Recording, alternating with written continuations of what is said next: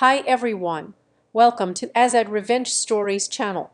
The night I drove home, I found a party instead of an argument. Relatives laughed under string lights. My belongings tossed on the lawn like a dead estate. They thought public humiliation would make me crawl back to sign their papers. They never realized the parasite they evicted was keeping their lives afloat. Exactly 2 weeks later, as late notices multiplied, they finally understood they had not kicked out a burden. They had evicted their life support. My name is Addison Garcia. I am 34 years old. And on the night my family decided to throw me away, I was just exhausted.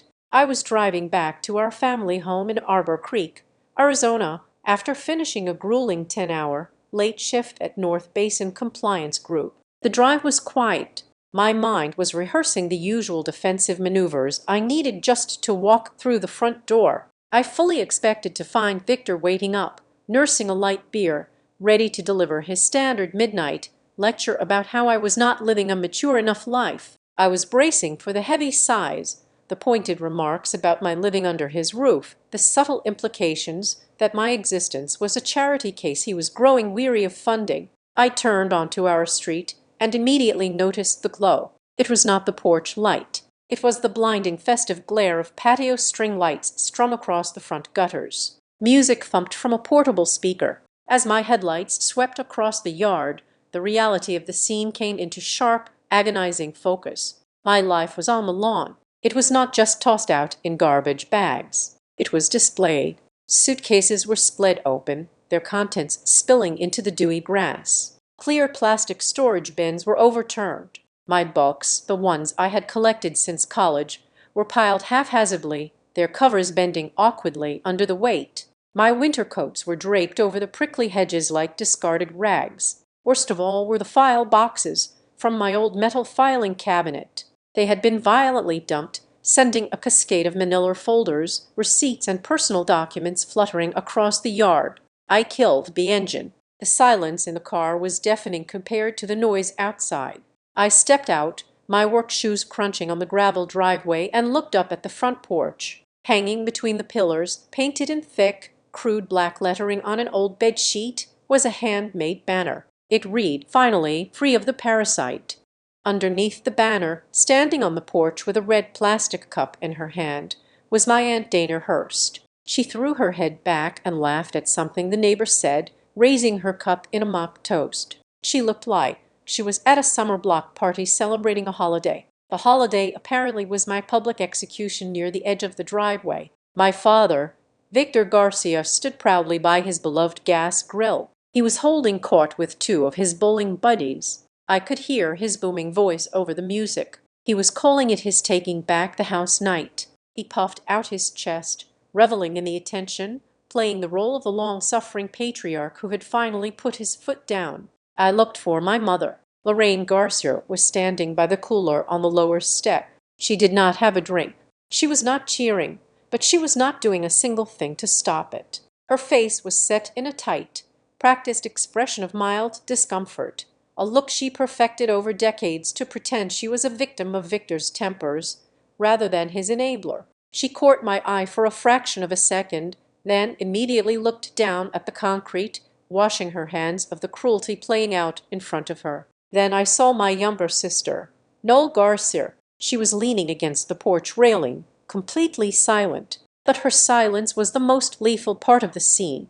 She was holding her phone out, the screen glowing against her face. She was panning the camera slowly across the scattered debris on the lawn, zooming in on the banner, then turning the lens toward me as I stood frozen in the driveway. I saw her thumb tapping the screen, a live stream. She was broadcasting this to our extended family, our mutual friends, the entire town of Arbor Creek. This was not a sudden drunken rage. This was not a temporary fight that got out of hand. The banner, the invited guests, the perfectly angled camera. It meant this was premeditated, a calculated ambush. I walked slowly onto the grass. The guests stopped talking. The music seemed to fade into the background as every eye locked onto me. They were waiting for the explosion. They wanted me to scream. They wanted me to drop to my knees and cry, to beg Victor for forgiveness, to plead with Lorraine to let me back inside. They wanted a show. I felt a cold, hard knot form in my chest. My vision narrowed. I did not give them a single tear. As I stepped carefully over my scattered belongings, a splash of white caught my eye.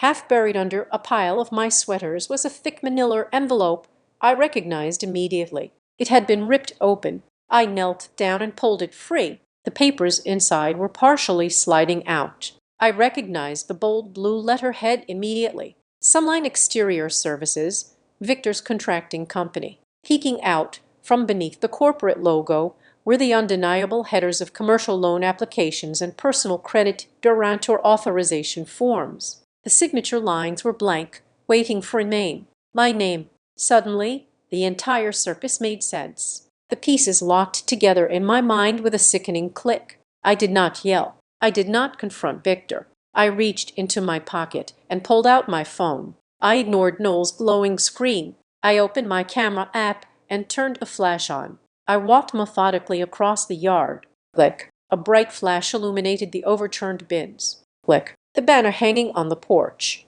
Click. Aunt Dana Hurst's frozen, suddenly uncomfortable face. Click. Lorraine looking away. Click. Victor, his smug grin faltering just a fraction as the stark white light hit his eyes. And finally, click. A crystal clear, high-resolution photo of the torn envelope and the loan documents resting on the grass. I took a small duffel bag that had not been emptied, stuffed my laptop and a few essential items into it, and tucked the manila envelope of loan papers under my arm. The silence in the yard was heavy, suffocating. They did not know the script and more. The parasite was supposed to beg, not conduct a crime scene investigation. I turned my back on the porch and began walking toward my car. The gravel crunched under my feet again. As I passed the edge of the driveway, I heard a voice. It was Victor leaning in close to one of his friends. He kept his voice low. A conspiratorial whisper meant only for the men standing beside him, but the desert night air carried the sound perfectly to my ears. He said, "Tonight she learns how to be grateful." I stopped with my hand on the car door handle. The words hung in the air, revealing the massive, arrogant miscalculation he had just made. He actually believed this. He believed that leaving me with nothing would break my spirit. He thought that by humiliating me in front of the people I had known my entire life, I would drive away in shame, sleep in my car for 2 or 3 days, and return to that front door completely broken. He was certain I would crawl back, eager to apologize, desperate for a roof over my head, and most importantly, ready to blindly sign whatever financial death warrant Sunline Exterior Services needed to stay afloat. This was never an eviction. It was a siege. It was a crude, brutal extortion tactic designed to bring me to my knees. I opened my car door, threw the duffel bag onto the passenger seat, and slid behind the wheel. I put the car in reverse, backed out of the driveway, and drove away from Arbor Creek without looking in the rear view mirror. I did not feel like a victim being thrown to the wolves. As I merged onto the dark highway, gripping the steering wheel, I realized Victor had made a fatal error. He thought he was cutting off my lifeline. He did not realize I was his. He wanted me to learn gratitude. In exactly 14 days, when the house began to starve, the whole family would learn the true cost of a signature. The drive to the south side of Arbor Creek took 20 minutes, but it felt like crossing a continental divide. I found a short-term rental in a decaying brick building squeezed between a discount tire shop and a shuttered diner. The landlord, a heavy-set man who smelled of stale tobacco, took my deposit in cash and handed me a single brass key without asking why a woman was renting a studio at 2 in the morning with nothing but a duffel bag, a laptop, and a battered cardboard file box. The apartment was little more than a box itself, a peeling laminate floor, a mattress on a rusty metal frame, and a kitchen counter barely wide enough to hold a coffee maker. But as I locked the deadbolt behind me, a profound heavy silence settled over the room. It was the first true silence I had experienced in 10 years. No heavy footsteps stomping down the hallway. No television blaring sports from the living room. No hushed angry whispers about who forgot to pay the water bill. Just the low mechanical hum of the ancient refrigerator. I did not sleep. I sat cross-legged on the cold laminate floor, placing my laptop in front of me and pulling the cardboard file box close. This box was the only piece of my past I had actively fought to save from the lawn. It was not filled with sentimental photographs or childhood keepsakes. It was filled with receipts. I opened my phone and started scrolling through my text message with my family. Without the noise of their voices, the digital record was a cold, indisputable testament to my actual role in that house. I read messages from Lorraine asking if I could just pick up the grocery tab this week because Victor was waiting on a client check. I saw frantic texts from Noel begging me to cover her car insurance premium because she spent her paycheck on a weekend trip. I found dozens of quick dismissive messages from Victor, always variations of the same phrase. Cover this just till Friday. Friday never came. I moved from the texts to my banking app, then to my email inbox. I began to pull crumpled invoices and folded statements from the cardboard box, smoothing them out on the floor. I was not just looking at money. I was conducting an autopsy on a decade of exploitation. For years, I believed I was just helping out with petty cash. $1.50 gas tank here, $1.200 grocery run there. But as I lined up the digital receipts next to the physical papers, the illusion shattered. I was not chipping in. I was the silent, invisible infrastructure keeping the entire family from collapsing under the weight of their own incompetence. I saw the automated payment confirmations for the house electricity, the gas, and the internet. I found the emails reminding me that the commercial liability insurance for some line exterior services was due. I saw the state registry notices for Victor's business license renewals. I was the one who calendared the quarterly estimated tax deadlines for his company because he claimed he was too busy working in the field to handle paperwork. My email address was the primary point of contact for every single utility, every insurance broker, and every debt collector that orbited my family. I was the human firewall standing between them and ruin. A sharp spike of adrenaline hit me as I checked my active bank links. My primary debit card was currently tied to 3 separate autopay accounts for the house in Arbor Creek. They were set to draw funds in less than 48 hours. The lingering sting of the public humiliation vanished, replaced by a cold clinical clarity. I was a survivor surveying a disaster zone, and the first rule of survival was to stop the bleeding. I opened a new browser window. My fingers flew across the keyboard. I logged into the electric company portal, navigated to the billing section, and deleted my card information. I changed the account password and removed my email address from the contact profile, leaving only Victor's outdated, rarely checked webmail account. I repeated the process for the water company. I went into the telecom provider's site and severed my payment method from the family internet plan. I did not stop there. I logged into the shared streaming services, the warehouse club memberships, and the pharmacy delivery apps. I purged my name, my billing addresses, and my credit card numbers from every digital platform my family utilized. I severed the invisible umbilical cord they had been feeding through for years. When the digital purge was complete, I turned my attention to the physical papers scattered around me on the floor. I needed to build my armor. I opened a fresh pack of manila folders I had bought weeks ago and began categorizing the chaos. I labeled the first folder utilities. Into it went every paid receipt for power and water spanning back to 2018. The second folder I titled Mortgage Rescue. This one grew thick quickly. It held the bank transfer confirmations from the 4 separate occasions Victor had fallen 3 months behind on the house note, forcing me to drain my savings to stop the foreclosure process. I created a medical folder for Lorraine's prescription co-pays and out-of-pocket specialist visits that she claimed the insurance would not cover. I made a Noel tuition folder filled with the community college fees and cosmetology certification deposits I had funded because Victor said his cash flow was tied up in materials. Finally, I wrote business emergencies on the last folder. This was the heaviest of all. It contained the vendor invoices I had paid to keep some line exterior services from being sued by suppliers. By the time the sun began to peek through the dusty blinds of the studio window, painting the peeling walls in a pale gray light, the floor was organized. The chaos of my family had been reduced to 5 neat categorized stacks of evidence. I was no longer an emotional wreck. I was a ledger. Just after 8:00 in the morning, my phone vibrated on the counter. The screen lit up with a message from Noel. I picked it up, expecting a continuation of the previous night's drama, perhaps a defensive justification or a demand to know where I was. Instead, the message was breathtakingly casual. "Internet is down. Did you cancel something?" I stared at the glowing letters. There was no apology for standing on the porch and broadcasting my humiliation to the world. There was no inquiry about my safety, no guilt about tossing my life onto the wet grass. There was only a profound selfish annoyance that her morning routine had been interrupted. She was irritated that the invisible system providing her comfort had suddenly stopped running.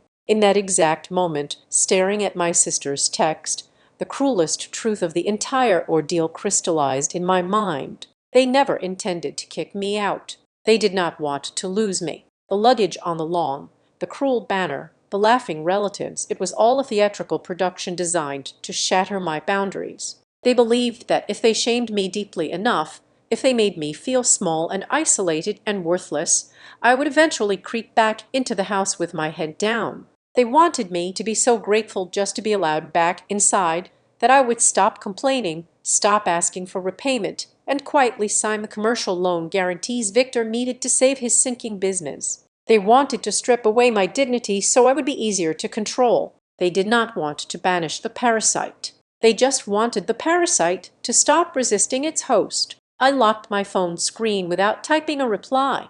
I placed the device face down on the kitchen counter next to the dripping faucet. I looked back at the 5 manila folders resting on the floor. They thought they had left me with nothing. But sitting in that quiet, empty room, I realized I had walked away with the only thing that actually held power. I had the records. I had the truth. And for the first time in my adult life, I had absolute control over the one resource they desperately needed to survive. The first 4 days following my departure were marked by an eerie, heavy silence. I did not receive a barrage of angry text messages or demanding voicemails.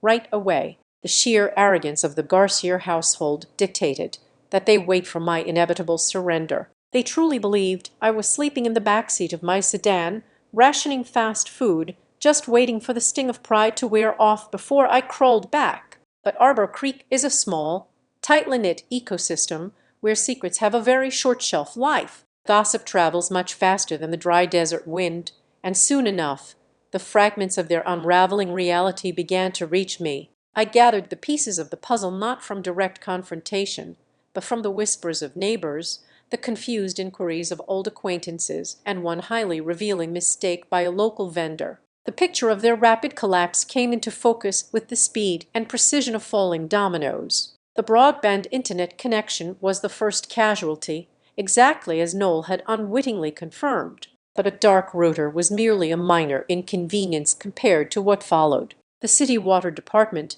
does not care about family pride or neighborhood status. They operate strictly on 30-day past due balances. A neighbor bumped into me in the produce aisle of the local grocery store on day 6 and casually mentioned seeing a bright pink warning notice taped to the front door of my childhood home. For over 5 years, I was the invisible sentinel monitoring the digital perimeter of that house. I was the one intercepting the warning emails sent to my old inbox whenever Victor spent the utility money on new golf clubs or a misguided investment. I would quietly transfer $80 or $120 from my own checking account to keep the taps flowing.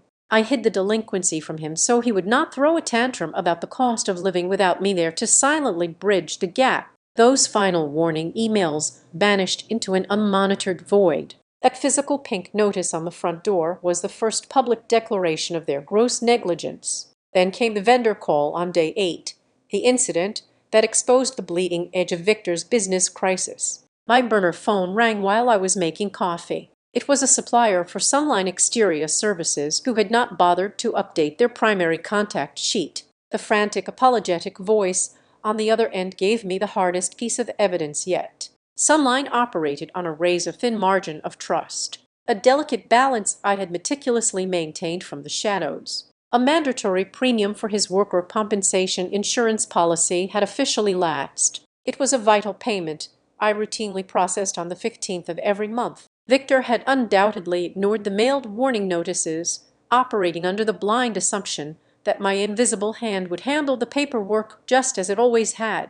Because the policy lapsed, a major general contractor immediately froze a highly lucrative commercial roofing subcontract. They strictly refused to let Victor's crew onto the active job site without updated certificates of liability. The main financial artery of the family was clamped shut entirely due to an administrative oversight that would have taken exactly 5 minutes and a basic debit card transaction to resolve. Victor always paraded around our town as the quintessential self-made provider. He loved playing the alpha breadwinner who carried the weight of the world on his broad, capable shoulders. Now suddenly thrust into the mundane reality of back-end operations, his tough facade cracked under the pressure. I heard through the local industry grapevine that he was actively screaming at supply house managers and cursing out insurance brokers over the phone. He was drowning in the ocean of invisible labor he had always dismissed as simple typing or basic secretarial work.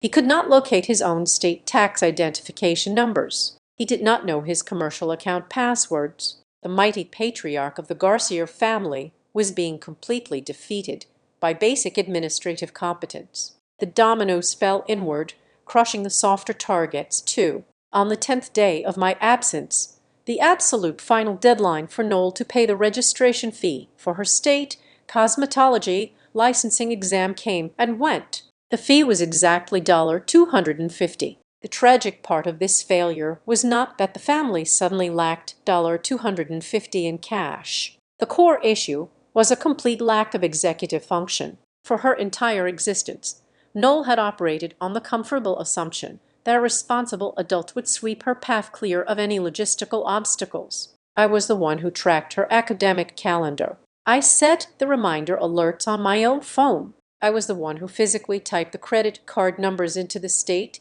testing portal, left entirely to her own devices. She simply forgot. The critical deadline vanished into the ether of her endless social media scrolling. She delayed the start of her entire career by a minimum of 6 months, not because of sudden poverty, but because of pure unadulterated laziness and an addiction to being managed by others. The ripples of my sudden absence extended far beyond the immediate household walls. The extended family, the very audience members who had cheered at my metaphorical execution on the lawn, quickly began to feel the uncomfortable pinch of reality. Aunt Dana Hurst, the woman who had laughed the loudest while raising her plastic cup in a mock toast, suddenly found herself in a sheer panic standing at the pharmacy counter. 2 years prior, I had sacrificed an entire Saturday navigating a labyrinthine pharmaceutical discount program just to get her expensive blood pressure medication subsidized. I tracked down the application forms,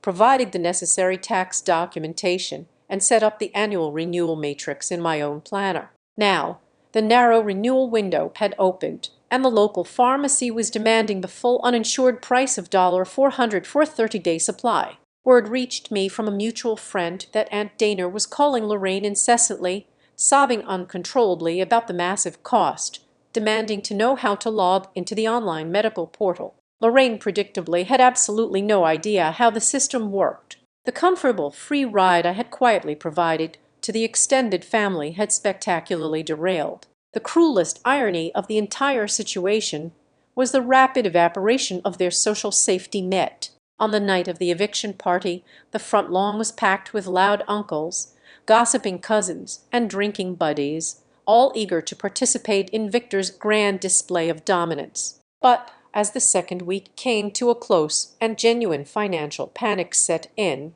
Victor had to start making desperate phone calls. The lapsed insurance premium needed to be reinstated immediately. The city water bill required a hefty lump sum payment to remove the brass padlock from the meter. He desperately needed a fast bridge loan of $5,000 just to keep the company trucks gassed up and the remaining crew paid. Suddenly, the supportive crowd from the porch was nowhere to be found. Aunt Boehner stopped answering Lorraine's calls entirely after the pharmacy fiasco. The bowling buddies suddenly experienced unexpected household expenses of their own and could not spare a dime. The uncles offered empty thoughts and shallow prayers instead of actual wire transfers. My family learned a brutal, unforgiving economic lesson in real time. Cruel laughter at a lawn party is completely free. Writing a personal check to save a sinking ship requires actual loyalty. And that was something Victor Barcia had never truly earned from anyone. Back in my small, quiet studio apartment, a profound and permanent transformation was taking place inside my own mind. I was sleeping deeply, easily logging 7 or 8 uninterrupted hours every single night. The chronic burning ache in my shoulders, a physical tension I had carried like a lead weight for over a decade, finally began to melt away into nothing. My newfound peace was not born from malice or spite. I did not sit alone in the dark, cackling over the fact that they were likely showering with expensive bottled water or that Victor was losing major roofing contracts. There was absolutely no joy in witnessing their suffering. The overwhelming tranquility came from a much deeper, purer source. For the very first time in my adult life, I was no longer acting as the human shock absorber for other people's catastrophic choices. If a utility bill went unpaid, it was no longer my emergency to solve. If a crucial licensing deadline was missed, I did not have to scramble to fix the resulting mess. The natural heavy consequences of their own actions were finally falling squarely onto their own shoulders, landing exactly where they belonged all along. I was finally just a silent spectator watching the storm, calmly observing a parasitic structure collapse entirely under the weight of its own gravity. The text message arrived on a late Tuesday afternoon, slicing through the heavy, stagnant air of my rented studio apartment. My phone vibrated against the cheap laminate kitchen counter, the screen illuminating the dim shadows of the room. The sender was Lorraine. The message was incredibly brief, carefully sanitized, and utterly detached from the violent reality of what she had allowed to happen on her front lawn. It read, "I just want to talk like adults." I stared at the glowing white text against the dark, digital background for a long, quiet minute. I knew exactly what a phone call with my mother would entail. To call Lorraine back would be to invite a calculated flood of strategic tears. She would deploy her tired, predictable arsenal of heavy sighs and gentle, manipulative deflections. She would attempt to paint the entire night of the eviction party as a tragic mutual misunderstanding, an unfortunate escalation of family tempers where everyone was equally at fault and everyone needed to compromise. I had absolutely zero interest in entertaining her fictional version of history. I needed the raw, unvarnished architecture of their betrayal. I needed the weakest load-bearing pillar in their collapsing house to snap under pressure. I ignored Lorraine's pathetic olive branch. Instead, I scrolled down my digital contact list, found my younger sister's name, and pressed dial. The line rang exactly half a time before Noel picked up. The sheer desperate speed of her answering was a glaring confession in itself. A person who believes they hold the moral high ground does not lunge for a ringing phone like a drowning victim grabbing a rope. She did not even bother to say hello. She launched instantly into a chaotic rapid-fire monologue, her voice trembling with a frantic, unspooling energy. The house was a complete disaster zone. She babbled. Victor was out, in the garage, hurling heavy metal tools across the concrete floor and screaming obscenities at the drywall. The wholesale suppliers had instituted a hard, unforgiving freeze on all the company material accounts. Everything was falling apart at the seams, and she kept repeating over and over that things had just gone way too far. She spoke with the weedied panic of someone describing a sudden natural disaster, completely ignoring the undeniable fact that her own family had happily danced while summoning the hurricane. I did not interrupt her. I let her ramble. I let the cold, heavy silence on my end of the line draw out her rising panic. I listened to her breath hitch, waiting for me to offer my usual comforting words, to tell her I would fix it, to tell her I was on my way. When she finally ran out of breath and the silence stretched tight enough to snap, I delivered a single sharp question. What did everyone think was going to happen after that party? The phone line went dead quiet. The absolute suffocating silence that stretched between us across the cellular network was the loudest, most damning answer she could have possibly provided.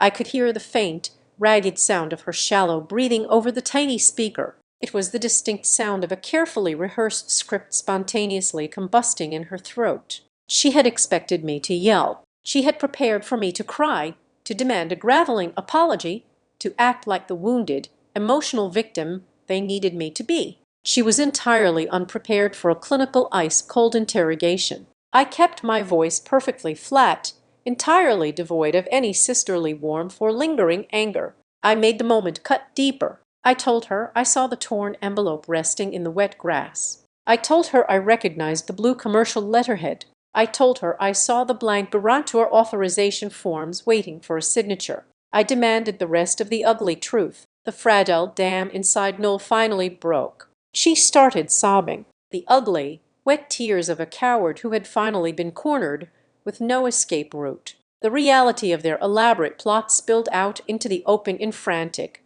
jagged pieces. Victor had been sitting on a massive high-risk commercial loan application for almost a month. Sunline Exterior Services was not merely experiencing a temporary seasonal cash flow issue. The company was actively drowning in a deep black sea of unpaid vendor invoices, threatening legal letters, and vanishing contracts. He desperately needed a massive emergency cash injection just to keep the bank from seizing his commercial work trucks from the driveway. But Victor possessed a financial track record that was an absolute wasteland of delayed payments, hostile defaults, and reckless impulsive spending. No legitimate lending institution in the entire state would touch him with a 10-foot pole. He needed a pristine guarantor to attach to the application to trick the bank. My credit score was immaculate.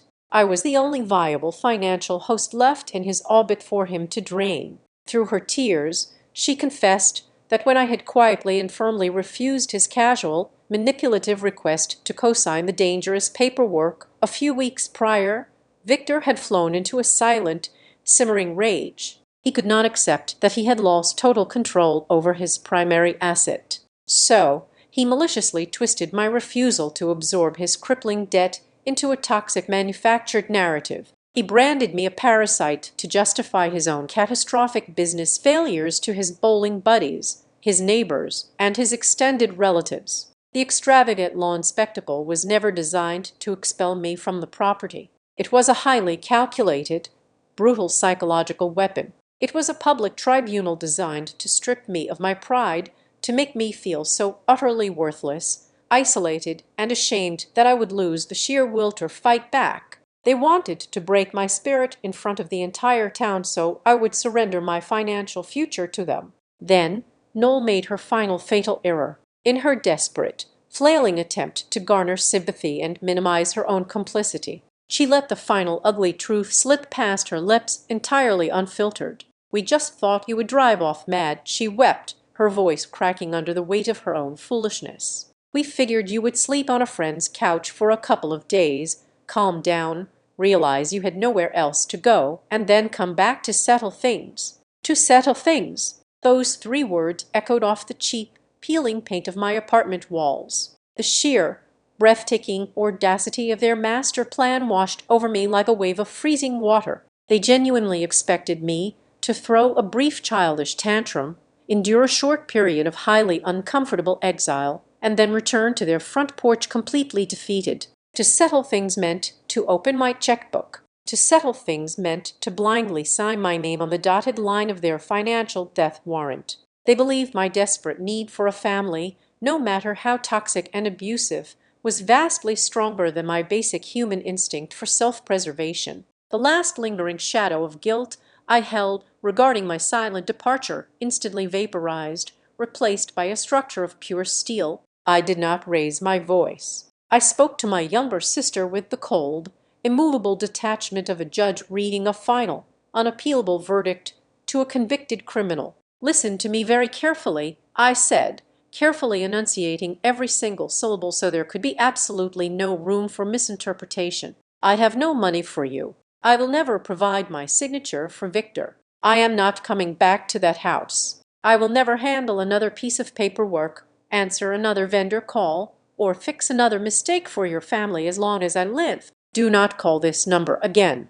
I ended the call before she could formulate a single pleading syllable. I pressed the end button and placed the phone gently on the counter. Feeling an overwhelming sense of liberation, I walked over to the section of the floor where my thick manila folders were perfectly aligned. I sat down, opened my laptop, and created a new blank document. The time for simply categorizing old receipts and utility bills was over. I began to construct a timeline. I typed out the specific date of every hostile text message I had received. I logged every single financial transfer I had made from my personal savings account to save their mortgage from going into default. I documented every spoken threat and manipulative demand from the past 36 months. I detailed the exact visual nature of the unsigned loan documents left in the yard on the night of the party. I transcribed the exact words Noel had just spoken to me on the phone, cementing her confession into the digital record. I was no longer just a wounded daughter nursing a bruised ego in a cheap apartment. I was meticulously building a comprehensive legal profile. I was laying the unshakable foundation for a war they still foolishly believed was just a minor temporary family argument. They wanted to treat me like a hostile business transaction to be managed and exploited. They were about to receive exactly the kind of ruthless, heavily documented corporate response they had begged for. I typed until my fingers itched, transforming my painful memories into an impenetrable fortress of hard, unforgiving facts. The investigation phase in my quiet studio apartment shifted from a frantic digital purge into a cold, methodical excavation. I needed to go deeper than the current month of unpaid utility bills. I'd opened my banking portal on my laptop and requested the full transaction history dating back 5 entire years. I connected a cheap wireless printer I bought at a local office supply store and let it run. The machine hummed and clicked for nearly an hour, spitting out stack after stack of warm paper. I spread the sheets across the laminate floor, crawling over them with a yellow highlighter, tracing the massive hidden fault lines of my family structure. This was not just a history of petty cash and groceries. I was unearthing a multi-year chronicle of systemic financial abuse. I found the massive wire transfer from 3 years ago, the exact day I drained my entire savings account to cover 4 months of Victor and Lorraine falling behind on their mortgage, pulling their house out of active pre-foreclosure. I found the clustered payments to the local pharmacy for the specialty medications Lorraine insisted she needed, but claimed her insurance would never cover. I highlighted the semester tuition payments and the expensive registration fees for Noel. Expenses I covered because Victor always swore his big contracting payouts were delayed by bad weather. I found the direct deposits to mechanics to replace the transmission on the primary Sunline exterior services work truck and the massive upfront payments I made to wholesale lumber yards just so Victor could start his roofing jobs. The sheer volume of the money was staggering, but the true weapon lay in the digital memo lines attached to those transfers. Whenever Victor or Lorraine had asked for these massive sums of money, they never asked for a gift. They knew I would resist giving away my hard-earned salary for nothing to pacify me. To make the extraction process smooth and guilt-free, they used very specific language in their text messages and mobile payment requests.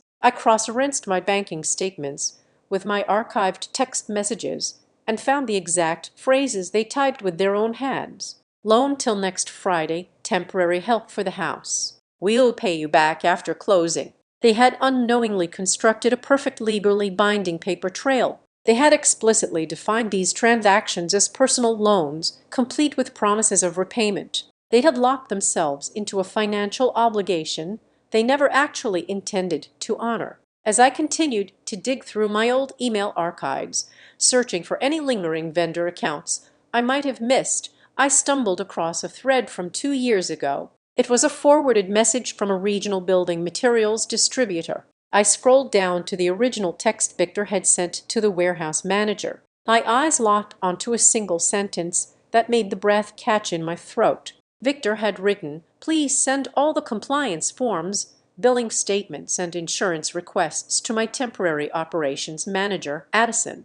I stared at the glowing screen, utterly stunned by the magnitude of the lie. Victor had fabricated a formal corporate title for me. He had presented me to his professional network as a legitimate officer of Sunline Exterior Services to justify why a young woman was handling all of his complex administrative and financial compliance. He used my clean name and my professional competence to legitimize his chaotic operation to the outside world. Yet, inside the walls of our home, he never paid me a single dime in salary. He never acknowledged my crucial role. He simply treated me like an ungrateful dependent child who owed him free labor for the privilege of breathing his air while I was processing the shock of the fake corporate title. My phone buzzed on the counter. It was a message from an old friend from high school, someone who still lived 2 streets over from the Arbor Creek house. The message contained a massive video file and a brief note saying she thought I needed to see the truth before Noel scrubbed it from the internet. It was a screen recording of the entire live stream from the night of the eviction party. It was the raw, uncut footage captured long before I ever pulled my car into the driveway. I pressed play. The audio was surprisingly clear. I watched the camera pan across my belongings scattered on the wet grass. But then the lens drifted toward the porch. It captured Victor standing near his grill, holding a plastic cup, talking to Uncle Reed Hurst. The music was loud, but Victor leaned in close to his brother-in-law, and the microphone on Noel's phone picked up his voice with devastating clarity. Victor laughed and said, "After tonight, she will sign anything for some peace." I paused the video. I played that specific 5-second clip again and again. "After tonight, she will sign anything for some peace." That single sentence changed the entire landscape of my reality. This was no longer just a story about a toxic family dynamic or a cruel public shaming. With that recording, I possessed concrete, undeniable proof that the event on the lawn was a premeditated pressure campaign. It was a calculated act of extortion designed to inflict maximum psychological distress to force me into signing fraudulent commercial loan guarantees. I did not waste another minute. I gathered the highlighted bank statements, the printed text messages with the loan promises, the email proving my fabricated corporate title, and a digital drive containing the uncut video file. I packed them all into a heavy leather briefcase and drove straight to the downtown business district to meet with Mara Ellison. Mara was a seasoned civil litigation attorney who specialized in complex financial disputes. She did not offer me a warm cup of tea or a sympathetic hug. She sat behind a massive oak desk, wearing a sharp gray suit, and reviewed my evidence with the cold, calculating precision of a surgeon. I sat in the leather chair opposite her and laid out the entire anatomy of my family's parasitic structure.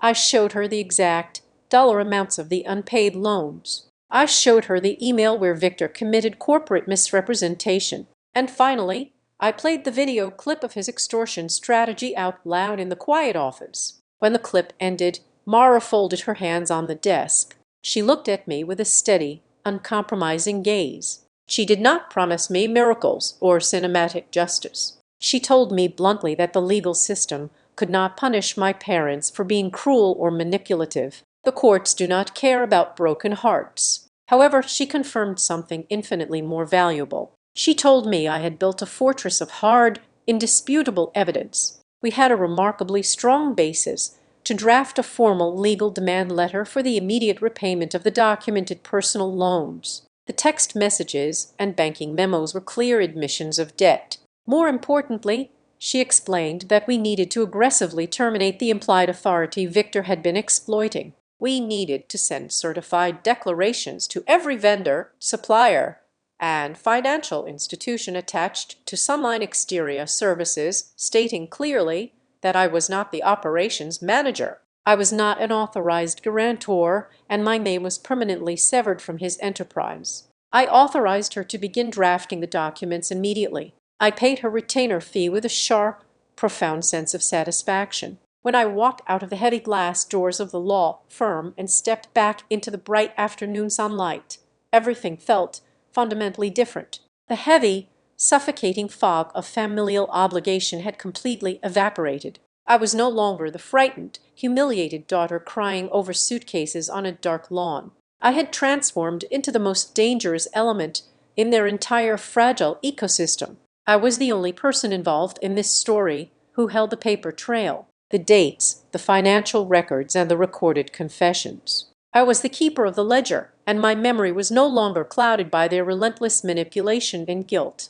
I agreed to the meeting.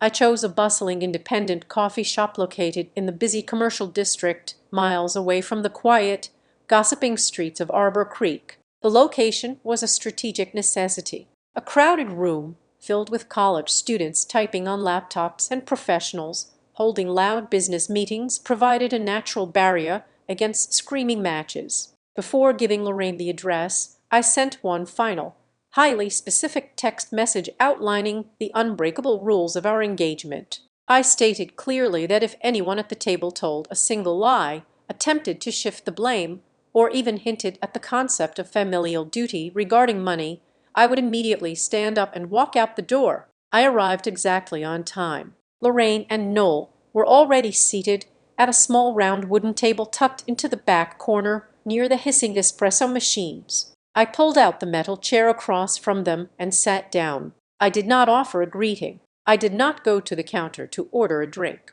I simply folded my hands on the table and waited. Lorraine immediately launched into her heavily rehearsed routine. Her eyes welled up with perfectly timed tears. She leaned forward, her voice trembling with an engineered sorrow, and started issuing vague, sweeping apologies. She kept repeating the phrase that things had simply been pushed too far, completely stripping the situation of any active malicious intent. She was trying to paint the brutal eviction as an organic tragedy, a mere misunderstanding that snowballed out of control. I did not argue with her narrative. I reached into my coat pocket, retrieved my smartphone, and placed it flat on the table between us. I unlocked the screen and opened the photo gallery. I swiped to the first high-resolution image I took that night. It showed my clothing and personal files scattered across the damp grass like garbage. I pushed the phone slightly toward her. I swiped to the next image, the crude, hateful banner hanging from the front porch pillars. I swiped one more time, the clear, undeniable photograph of Aunt Dana and the neighbors smiling and raising their plastic cups in celebration. I did not utter a single syllable. I just let the harsh, undeniable visual reality of their actions completely obliterate her soft, tearful excuses. Lorraine stared at the screen, her mouth opening and closing silently. The tears stopped instantly. The deniability she was desperately trying to construct evaporated right in front of her eyes. I shifted my gaze away from my mother and locked eyes with my younger sister. Noel immediately slumped forward, staring intently at the swirling pattern in the foam of her latte. She refused to look up. I leaned in slightly and asked her a direct, piercing question. I kept my tone perfectly level, devoid of any rising anger. What exactly did everyone think I was going to sign after being humiliated in front of our entire extended family?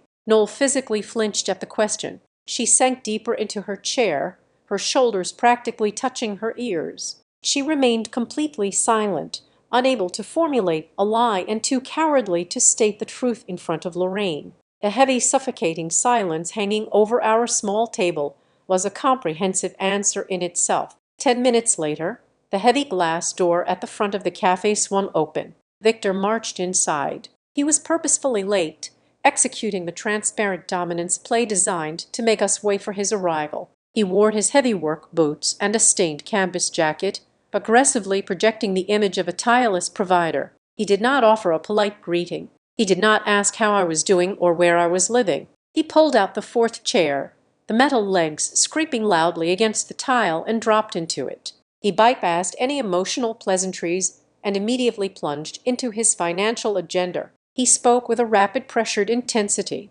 He announced that Sunline Exterior Services was facing a minor temporary cash flow interruption. He stated that the company urgently required a bridge note, a short-term commercial loan to cover material costs and payroll until the next big contract cleared. He leaned across the table, invading my space, and declared that I was the only person in the family who qualified to help them navigate through this bad patch. He expected me to fall back into my old role, to simply not accept the burden and rescue his sinking ship. He clearly anticipated an emotional battle. He was braced for me to shout about the lawn, the banner, and the cruelty so he could dismiss me as hysterical and unreasonable. I refused to give him the satisfaction of an argument. Instead, I opened my leather bag and retrieved a single sheet of crisp white paper. I slid it across the smooth wooden surface until it rested directly in front of his massive hands. It was not a blank guarantor form. It was a stark, itemized financial liquidation strategy.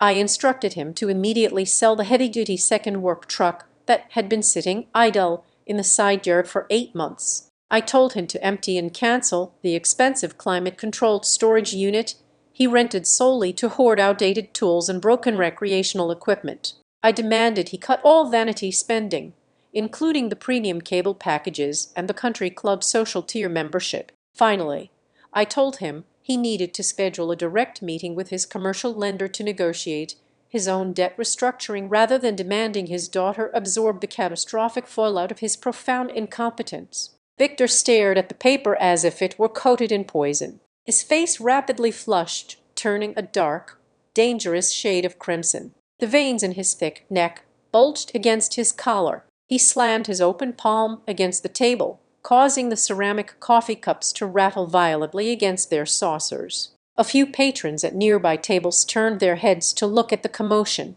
He tried to summon the booming authoritarian voice he utilized to terrify his roofing crews. He leaned closer, his eyes narrowing, ready to unleash a vicious tirade about respect, family loyalty, and his ultimate authority as the patriarch. He opened his mouth to verbally bulldoze me back into submission.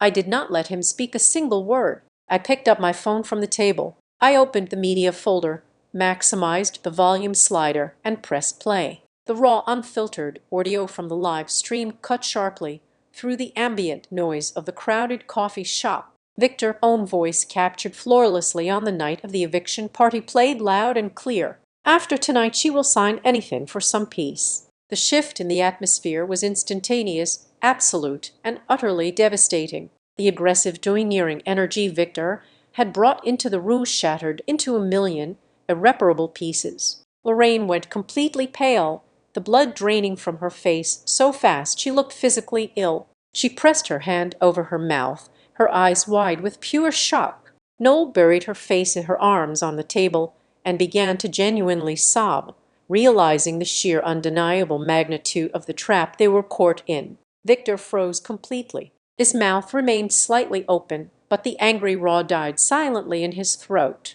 His aggressive posture collapsed. He glared at the small black device in my hand, furious that he had been secretly recorded, but he was entirely paralyzed by the fact that he could not deny the sound of his own voice. The definitive proof of his malicious extortion plot had just been broadcast in a public space. I slipped the phone back into my pocket. I pushed my chair back smoothly and stood up. I looked down at the three of them sitting around the small wooden table. They no longer looked like an imposing family unit. They looked small, fractured, and entirely devoid of leverage. I delivered my final, non-negotiable terms with absolute clarity. From this exact second forward, I stated, my voice steady and cold, every single piece of communication between us must be submitted in writing. I looked directly into Victor's eyes as I delivered the final blow. I reminded them that they had made the deliberate, calculated choice to drag my name, my reputation, and my dignity out into the public square for everyone to see. They wanted an audience for their cruelty. Therefore, they would now have to face the cold, unforgiving truth entirely on the public record. I turned my back on them. I did not wait for a response, an excuse, or another manufactured apology. I walked out the heavy glass doors of the cafe and stepped into the bright, busy street, leaving them sitting in absolute silence with nothing but an itemized list of their failures and the echoing ghost of their own ruined scheme. 4 days after I walked out of that coffee shop, my phone chimed with a highly unusual request. It was a text from Lorraine. She asked if she could drop by my new place. She promised she was coming alone, swearing she only wanted to have a soft, gentle conversation between a mother and her daughter. Against my better judgment, I gave her the address. I did not invite her out of a sudden surge of familial longing. I allowed the visit because I needed to see exactly which angle they were going to play next. She arrived late in the afternoon. When I opened my deadbolt, she was standing in the dim hallway holding a small potted succulent in a white ceramic dish and a pastel pink cardboard box tied with a thin white string. She looked deliberately fragile. She wore an oversized beige cardigan and had forbidden her usual heavy makeup presenting the carefully curated image of a deeply exhausted, remorseful mother seeking reconciliation. I stepped aside and led her into the cramped studio. She immediately began scanning the peeling laminate flaws in the single window that looked out over the discount tire shop. She placed the plant in the bakery box on my tiny kitchen counter with exaggerated care. She called the apartment cozy. That was her first lie of the afternoon. It was a shoe box, but she needed to establish a foundation of maternal warmth. She leaned against the counter and began an interrogation disguised as affection. She asked if the neighborhood was safe at night. She asked if I was sleeping well on the cheap metal bed frame. She looked at me with wide, concerned eyes and asked if I had enough money saved to cover the rent for the next few months all on my own. Every single question was a calculated psychological probe. She was testing my defenses, trying to gauge how desperate or lonely I might be feeling. She wanted to create a false sense of security, wrapping her true intentions in the soft blanket of a motherly check-in. I gave her short, neutral answers. I told her I was sleeping fine. I told her the rent was perfectly manageable. I leaned against the opposite wall, crossed my arms, and waited for the real reason she had driven across town. It took exactly 15 minutes for the maternal mask to slip. Lorraine let out a long, heavy sigh, the kind of theatrical exhalation she always used to signal an impending crisis. She shifted her weight, reached into her large leather tote bag, and pulled out a thick, familiar manila envelope. The sight of it instantly brought the metallic taste of adrenaline back to my mouth. She placed the envelope deliberately on the counter, right between the innocent green succulent and the box of sweet pastries. She started talking in a rapid, hushed voice. She told me Victor was completely falling apart. The commercial lenders were threatening to pull their credit lines entirely. The house in Arbor Creek was dangerously close to entering the pre-foreclosure process. As she spoke, her hands moved nervously, opening the clasp of the envelope and sliding the contents onto the counter. It was a graveyard of financial negligence. There were pink final notice slips from the utility companies. There were aggressive letters from the mortgage surah, printed on thick, red paper. There were 2 separate past due invoices for the company work trucks. But the most insulting item was the final piece of paper she slid toward me. It was a freshly printed spreadsheet. Lorraine called it a temporary contribution plan. I stared at the grid of numbers. It was a highly detailed, itemized list outlining exactly how much of my monthly salary they expected me to directly deposit into their joint checking account. They had already budgeted my income to save their sinking ship. I looked at the small potted plant. I looked at the pink bakery box. They were nothing but cheap theatrical props. This entire visit, the soft voice, the fake concern about my sleep, it was all an elaborate Trojan horse. She had not come to check on her daughter. She had come to collect a debt I did not owe. Her goal was to sink a hook into my conscience and drag my wallet back to Arbor Creek. I opened my mouth to tell her to pack up her trash and leave. But before I could utter a single word, my smartphone, which was resting face up on the counter beside the mortgage notices, suddenly lit up brightly. A text message had just arrived. The sender name on the screen clearly read Noel. The message was not meant for me. In her perpetual state of frantic distraction, my younger sister had selected the wrong contact in her phone. I looked down at the glowing screen. The text was incredibly short, but it contained enough poison to kill whatever lingering attachment I had left for my family. The message read, "Mom, did you delete the caption yet?" The air in the small apartment suddenly turned freezing cold. I stared at the words, letting their true meaning crystallize in my mind. The caption, the live stream on the night of my eviction, was not just a silent video broadcast. There was text attached to it. Text that needed to be deleted now that they realized I was building a legal case against them. I slowly picked up my phone. I did not break with Lorraine. I read the text message out loud, articulating every single syllable with absolute precision. "Mom, did you delete the caption yet?" Lorraine froze entirely. Her hand, which had been resting near the temporary contribution plan, slowly pulled back as if the paper had suddenly caught fire. A fabricated maternal warmth vanished from her face, replaced by the sheer, naked panic of a conspirator who had just been caught red-handed. I took a step closer to the counter, invading her space. I demanded to know exactly what the caption said. I demanded to know what foul, humiliating words my own sister had typed out and broadcast to the entire town while I was standing on the wet grass looking at my ruined belongings. Lorraine started to stammer. She physically backed away, bumping into the refrigerator. She tried to deploy her usual tactics of minimization and denial. She waved her hands frantically, claiming it was nothing serious. She swore Noel had just made a foolish, immature joke in the heat of the moment. She tried to tell me that she had personally scolded Noel for it. Later, then backed into a corner. Lorraine offered the most damning confession of her entire life. She admitted that she had seen the caption that night. She admitted she had stood on the porch, watched her youngest daughter type out a hateful public humiliation, and chose to say absolutely nothing. "I thought you would just get over it," Lorraine whispered, her voice cracking under the weight of her own guilt. "You always get over it. We just figured you would be angry for a few days.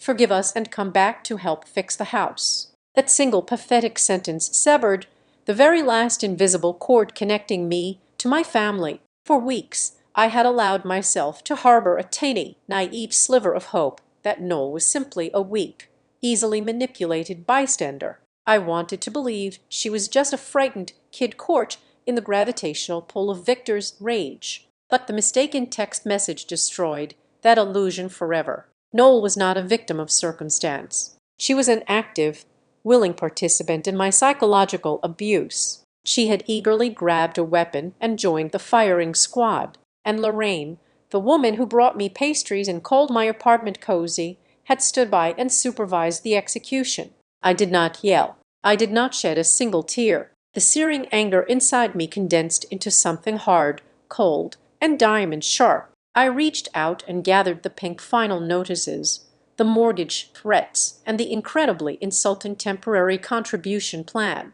I stacked them together, tapped the edges evenly against the counter, and shoved them aggressively back inside the manila envelope. I picked up the envelope and held it out toward her. "Take your garbage," I said, my voice completely devoid of any emotion. Lorraine hesitated, her hands trembling as she reached out to accept the heavy envelope. She looked at the pink bakery box and the succulent, silently pleading for some sort of emotional compromise. "Take your plant. Take your cake. I am not your bank, and I am not your safety net." Lorraine clutched the envelope to her chest. She opened her mouth to speak, to offer one last desperate, tearful apology, but I cut her off with a final devastating truth. "Remorse that rides with a payment schedule is not remorse," I told her, staring directly into her terrified eyes. "It is just an invoice dressed up as a family."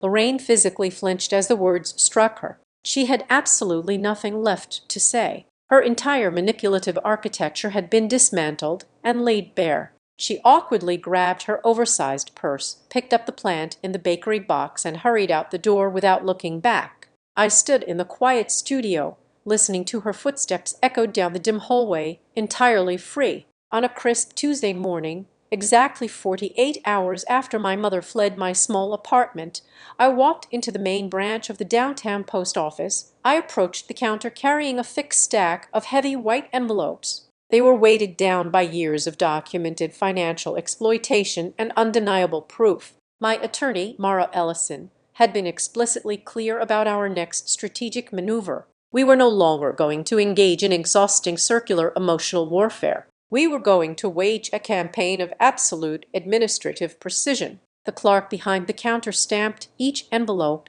with a heavy, satisfying thud, attaching the bright green tracking slips required for certified mail. I paid the postage fee of $32 in cash, recognizing it as the greatest investment I had ever made in my own freedom. The first 2 envelopes were addressed directly to Victor and Lorraine Garcia at the Arbor Creek residence. They were sent via certified mail requiring a physical signature upon delivery, ensuring they could never claim the documents were lost in the transit. Inside each heavy envelope was a formal demand letter printed on the thick textured stock of Mara firm. Attached to the letter was a comprehensive 6-page financial ledger. It meticulously listed every single personal loan I had disbursed to my parents over the past 60 months. Next to every single dollar amount, neatly organized by date and category, was a printed high-resolution screenshot of their own text messages promising complete repayment.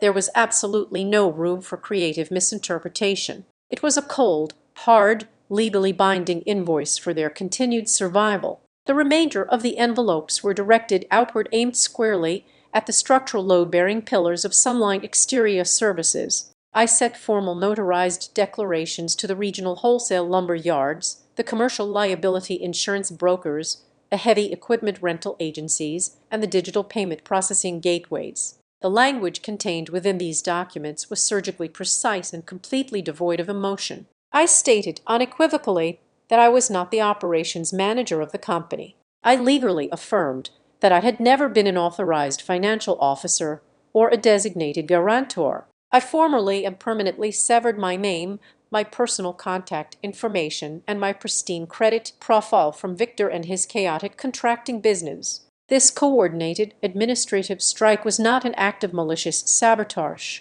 I did not illegally hack into their bank accounts. I did not vindictively cancel their active job site material deliveries. I simply removed the fraudulent scaffolding Victor had secretly built using my stolen professional identity. I stopped acting as his invisible legal and administrative crutch. The sheer crushing weight of his own negligent business practices was now entirely his own burden to carry. The impact of the certified letters was instantaneous and devastating. By Thursday afternoon, my phone began to ring incessantly. Victor bypassed text messages entirely, resorting to a frantic, unhinged barrage of voicemails. The tone of his messages swung wildly like a broken pendulum. In the first 3 audio recordings he was the enraged, tyrannical patriarch I had feared my entire life. He screamed so loudly into the receiver that the audio distorted, calling me an ungrateful, spiteful child who was intentionally trying to bankrupt her own flesh and blood.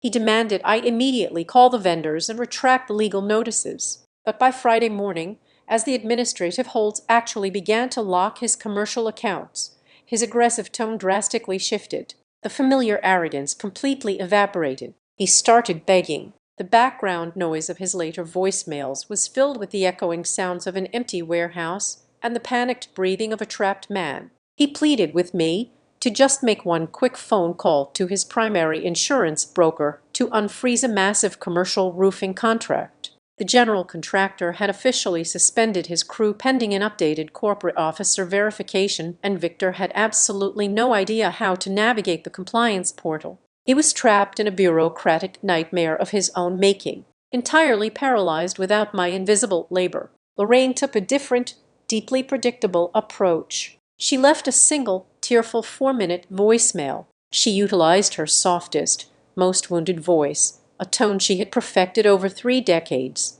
She accused me of tearing the family apart over a simple, tragic misunderstanding. She cried softly into the microphone, claiming my heart had turned to solid stone and that I was destroying the sacred bond of our household. For the first 34 years of my life, a message exactly like that would have sent me into a desperate spiral of crippling guilt. I would have abandoned my boundaries and rushed back to Arbor Creek to apologize for making her cry. But as I sat on my cheap metal bed and listened to her weeping, I felt absolutely nothing. The emotional manipulation simply bounced off the cold, hard armor of reality I had finally built. I finally understood the brutal truth. When Lorraine used the word family, she was not describing a foundation of unconditional love and mutual support. She was referring to a parasitic structure of convenience. I was not tearing a family apart. I was simply resigning from my unpaid position as their full-time, highly abused crisis manager. The most satisfying silence of all came from the extended relatives. Aunt Dana Hurst and the loud bowling buddies who had stood on the front lawn and laughed at my public humiliation suddenly vanished into thin air. Word had quickly leaked through the highly efficient Arbor Creek gossip network that I had retained a ruthless corporate attorney. The rumor mill correctly deduced that I possessed a mountain of indisputable financial receipts, proving I had pumped tens of thousands of dollars into the Garcia household over the years. The very people who had gleefully mocked me as a worthless freeloader were suddenly terrified of being asked to open their own wallets to save Victor from drowning. Their loud, arrogant, Laughter from the night of the eviction party was completely replaced by a cowardly, self-preserving silence. They abandoned my parents the moment the entertainment ended, and the actual bill arrived, without my invisible labor and constant financial subsidies holding up the fragile roof. The daily reality of the Garcia household suffered a brutal, rapid downgrade. Noel, who had spent her entire adult life treating her days like an endless, carefree vacation funded by my exhaustion, was abruptly forced to face the harsh, unforgiving mechanics of the real world. With Victor facing a total credit freeze and my wallet permanently closed, she had to finally secure actual employment. I heard from a mutual acquaintance that she was now working 4 days a week behind the brightly lit register of a local strip mall cosmetics store. She was forced to stand on her feet for 8 hours a day, wearing a stiff uniform name tag, dealing with irritable customers, and finally learning the actual exhausting value of a single dollar. Victor faced a punishment that was far more severe than physical labor. The proud man, who had always loudly boasted that administrative tasks were just little chores meant for secretaries, was now drowning in them. He was forced to sit alone at the messy kitchen table late into the night, wearing the reading glasses he always refused to wear in public. He had to squint at complex tax compliance forms, attempt to navigate labyrinthine insurance underwriter portals, and spend hours arguing with automated customer service representatives. He was finally being crushed by the massive, invisible workload I had managed flawlessly and silently for over a decade.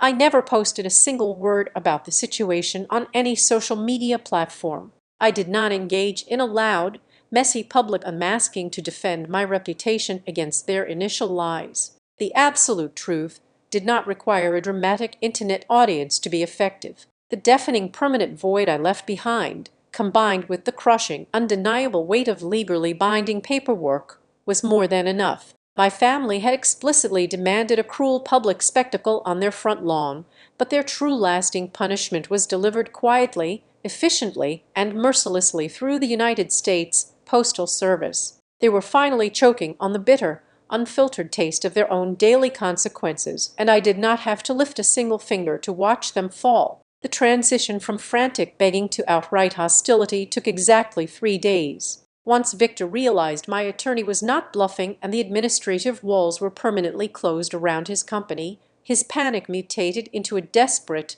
cornered rage. He stopped leaving pathetic voicemails and instead had a cheap local strip mall lawyer draft a formal cease and desist order. The document arrived at my apartment via standard mail, a flimsy piece of paper compared to the heavy certified envelopes I had deployed. The letter officially accused me of tactious interference with a commercial enterprise. Victor was threatening to file a massive civil lawsuit against his own daughter, claiming my sudden withdrawal of communication had intentionally sabotaged his roofing contracts and caused him severe financial harm. He demanded I immediately rescind my notices to his vendors or face him in court. I brought the pathetic threat straight to Mara Ellison. She did not even offer it the dignity of a formal desk review. She read it while standing by the office window, let out a short, dry laugh, and immediately drafted a counter-response that was a masterpiece of legal suffocation.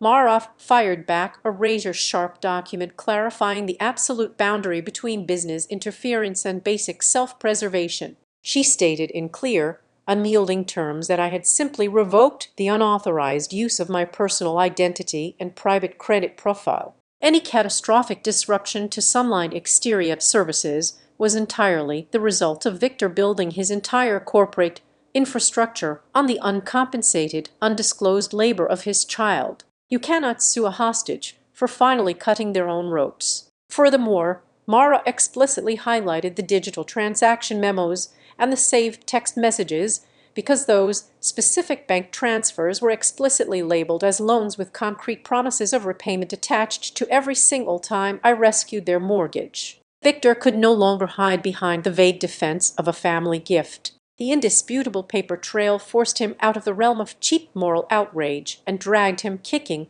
and screaming into the cold arena of binding contract law. He had to enter serious settlement negotiations, or we would proceed with aggressive collection tactics. While Victor was losing his fabricated corporate war, the foundational ground beneath, The Arbor Creek property finally gave way. The primary mortgage lender, having received zero communication and zero funds for months, issued their absolute final demand. The official notice was delivered. If the massive cash flow deficit was not entirely resolved within a 14-day grace period, the family home would be forcefully accelerated into a mandatory public auction. The bank did not care about Victor losing his pride or Lorraine shedding tears. They only cared about the outstanding principal balance. The impending loss of the physical house sent a massive shock wave through the extended family network. The very same relatives who had happily attended my public crucifixion suddenly found my phone number again. Aunt Dana and the uncles began leaving me heavily scripted voicemails. The cruel, mocking laughter from the lawn party was completely gone, replaced by a sickening thick layer of cheap manufactured morality. They tried to lecture me about the sacred duty of a child. They told me that blood is thicker than water and that no decent person would ever allow their aging parents to lose the roof over their heads over a petty squabble. I listened to their hypocritical sermons while making my morning coffee, completely unbothered. They were perfectly willing to let me be publicly humiliated to save the house. But the moment they were asked to contribute a single dime to stop the auction, they resorted to attempting to guilt me back into my role as the human shield. Right in the middle of this suffocating pressure cooker, Noel reached out. She did not send a manipulative text or a demanding voicemail. She asked to meet me in person, entirely alone, at a quiet public park on the north side of town. I found her sitting on a green wooden bench near a dry fountain. She looked entirely different from the smug phone-wielding girl on the porch. The arrogant spark in her eyes was completely extinguished. She looked exhausted, wearing the same stiff retail uniform from her new cosmetics store job. Her shoulders slumped under the weight of her new unforgiving reality. I sat on the far edge of the bench, maintaining a clear physical distance. I did not ask how she was doing. I waited for her to speak. She did not attempt to defend Victor. She did not try to deploy the usual emotional theatrics Lorraine favored. Instead, she stared down at her scuffed sneakers and confessed the absolute darkest secret of the entire ordeal. She told me she knew about the commercial loan application before I'd ever pulled into the driveway that night. Victor had held a frantic family meeting in the kitchen that afternoon while I was still trapped at work. He explicitly outlined his plan. He told Noel and Lorraine that the business was completely out of money. The work trucks were going to be repossessed, and the only possible salvation was forcing me to sign the guarantor documents. He told them he was going to throw my belongings on the grass and invite the neighborhood over to break my ego so completely that I would sign the papers just to make the nightmares stop. And Noel had agreed to the plan. I knew what he was going to do, she whispered, her voice trembling violently. I knew it was wrong. But he told me that if you did not sign those specific papers, there would be absolutely no money left for my tuition. He said my car insurance would be canceled the next day. He said my entire life would stop. I just wanted to keep my things. I thought you would be strong enough to handle the embarrassment. I thought you would just sign it and save us like you always do. Genuine tears began to stream down her face. For the very first time in her entirely sheltered existence, she was not blaming Victor for his temper or Lorraine for her passive behavior. She was taking direct ownership of her own profound selfishness. She was sobbing over the undeniable fact that she had willingly traded her sister to a psychological firing squad just to ensure her tuition bill was paid and her gas tank remained full. I sat completely still, absorbing the absolute finality of her confession. Her tears were real, but they possessed absolutely no healing power. The truth did not mend our fractured relationship. It merely illuminated the sheer depth of the rot. Her admission cemented the final inescapable reality. I was never a sister to her, and I was never a daughter to them. I was a walking, breathing line of credit. I was a disposable asset to be managed, manipulated, and ultimately sacrificed whenever their own comfort was mildly threatened. I stood up from the wooden bench. I looked down at the girl weeping into her hands, feeling absolutely no urge to reach out and comfort her. I told her I appreciated the honesty, but that an apology delivered only after the bank accounts run dry is just a different form of begging. I walked away, leaving her alone by the dry fountain. Later that afternoon, I called Mara Ellison. The mortgage lender had scheduled a mandatory loss mitigation mediation, a final desperate attempt to resolve the debt before the property was officially seized. Victor and Lorraine were required to attend. I told Mara to officially inform the bank representatives that I would be present at the mediation table. I was not going to attend to offer a miraculous financial rescue. I was not going to sign a bridge note or write a massive personal check to save the Arbor Creek house from the auction block. I was going to walk into that sterile room to ensure every single loose thread was permanently severed. I was going to use their own undeniable paperwork, their own broken promises, and the absolute, unvarnished truth to lock the door behind me forever. The mandatory loss mitigation mediation was scheduled for 10:00 on a rainy Thursday morning. The venue was not a cozy living room or a familiar local coffee shop. It was the sterile, heavily air-conditioned conference room of the primary commercial lender located on the 20th floor of a downtown corporate high-rise. The setting was entirely devoid of any personal warmth, which suited my purposes perfectly. I walked through the heavy glass doors alongside my attorney, Mara Ellison. I carried my thick leather briefcase, the weight of it a comforting reminder of the undeniable facts I held inside. When we entered the room, Victor was already seated near the head of the massive mahogany table. He had worn his best suit, an obvious attempt to project an aura of financial stability and patriarchal authority. Lorraine sat to his left, her hands folded tightly in her lap, staring blankly at the polished wood. Noel was seated beside her, looking small and entirely defeated. To my absolute disgust, two of the loud uncles who had attended my eviction party were sitting in the chairs lining the back wall. Victor had undoubtedly invited them to act as his personal audience. He firmly believed he could still use his booming fatherly voice to intimidate me into submission, and he wanted witnesses to watch him put his ungrateful daughter back in her place. We took our seats on the opposite side of the long table. The bank-appointed mediator, a sharply dressed man with silver hair and absolutely no emotional investment in our family drama, sat at the head. He opened his laptop, reviewed the devastating financial deficits attached to the Arbor Creek property, and asked Victor for his proposed resolution. Victor immediately tried to play his final desperate card. He completely ignored the mediator and locked his eyes directly on me. He leaned forward, adopting a tone of deep-wounded disappointment. He said that demanding money from your own flesh and blood is a sickness. He claimed that people who tally up the cost of raising a family have completely lost their humanity. He spoke about sacrifice, duty, and the sacred bond of a household. He was attempting to perform a magical trick, trying to transform a cold, hard financial extortion plot into a vague, muddy moral debate where I was the villain for demanding accountability. The uncles in the back nodded in solemn agreement, eagerly swallowing the poisonous narrative. I did not raise my voice. I did not let a single ounce of anger bleed into my expression.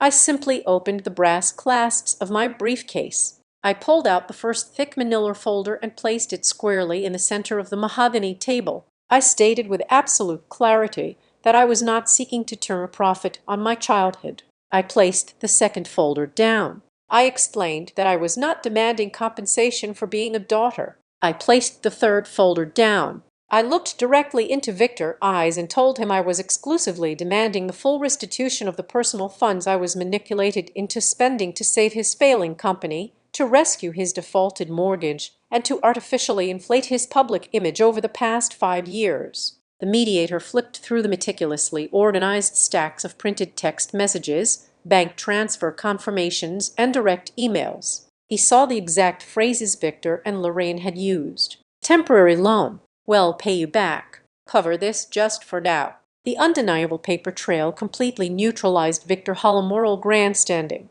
Sensing the shift in the room, the mediator adjusted his glasses. He looked between the two sides of the table and asked a very direct question. He wanted to know what specific event had caused a seemingly cooperative family dynamic to fracture so violently that it required certified legal demands and corporate severance. Victor opened his mouth to spin another lie, ready to paint me as a volatile, spiteful child who had abandoned them over a minor argument. Before he could speak a single syllable, Mara Ellison took control of the room. She calmly stated that the breakdown was not the result of a family argument. It was the result of a premeditated coercion strategy. She opened her laptop, maximized the volume, and pressed play on the uncut digital audio file. The pristine acoustics of the corporate conference room amplified the sound perfectly. Victor's own voice captured flawlessly on the night he threw my life onto the wet grass, echoed off the glass walls.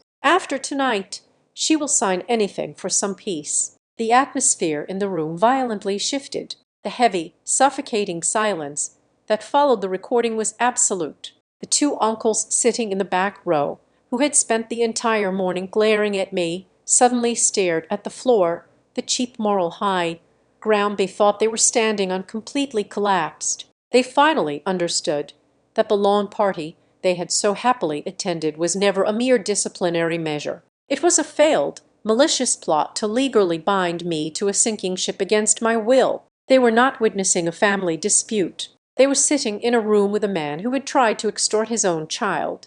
The mediator cleared his throat, entirely uncomfortable with the raw ugliness of the revelation, but sharply focused on the legal implications. He turned to Victor and El Rain. He explained that the Arbor Creek property was severely delinquent and possessed absolutely no viable path to salvation. The house had to be sold immediately to satisfy the primary lender. However, if I decided to drag this documented fraud into a protracted civil litigation, the legal fees and court injunctions would freeze the asset entirely, draining whatever microscopic equity remained in the property. Lorraine finally broke. The sheer exhaustion of maintaining the facade, combined with the terrifying reality of total bankruptcy, crushed her remaining resistance. She reached out and grabbed Victor by the wrist, stopping him from launching into another useless, aggressive tirade. She looked at the mediator and quietly accepted the settlement terms. An official agreement was drafted right there at the table. It stipulated that the Arbor Creek house would be placed on the market immediately after the primary bank loan and the mandatory closing costs were fully satisfied. A specific non-negotiable percentage of the final net proceeds would be diverted directly into my personal accounts to satisfy the proven debt. They were signing away the last remaining shreds of their financial security to pay me back for the years I spent keeping them afloat. The mediator pushed the binding contract across the table. Victor stared at the paper as if it were a physical weapon. His face was a mask of pure bitter defeat. He picked up the heavy black pen and signed his name on the dotted line, officially acknowledging his debt and his failure on the permanent public record. Noel looked across the table at me. Her eyes were red and swollen. She whispered a quiet apology, her voice shaking with genuine regret. She finally understood the permanent cost of her silence on that porch. I looked at her, but I offered absolutely no comforting words. I did not promise a future reconciliation. I did not suggest that time would heal these specific wounds. Some bridges are not meant to be rebuilt. They are meant to be burned so you never have to cross them again. I stood up from the heavy leather chair. I looked down at the signed settlement agreement resting on the polished wood. My childhood home, the place where I had spent a decade absorbing their stress and subsidizing their chaotic lives, had been reduced to nothing more than a simple transaction number on a piece of white paper. As I walked out of the glass conference room and headed toward the elevators, a profound, weightless peace washed over me. I finally understood the true nature of my retaliation. The ultimate revenge did not require screaming matches, public internet shaming, or explosive confrontations. The most devastating thing I could possibly do was absolutely nothing. I simply stopped saving them. I removed my invisible safety net, stepped completely out of the way, and waited patiently for the absolute truth to walk into the room, sit down at the table, and force them to sign their own names under the crushing weight of their own consequences. Thank you so much for taking the time to listen to my story today. Please drop a comment below and let me know where in the world you are listening from so we can connect and share our thoughts together. If you enjoyed this journey, I would love to invite you to subscribe to the Azad Revenge Stories channel. Leave a like on this video and show your support by hitting the hype button so that the voice of this story can reach and be heard by many more people. Thanks to all.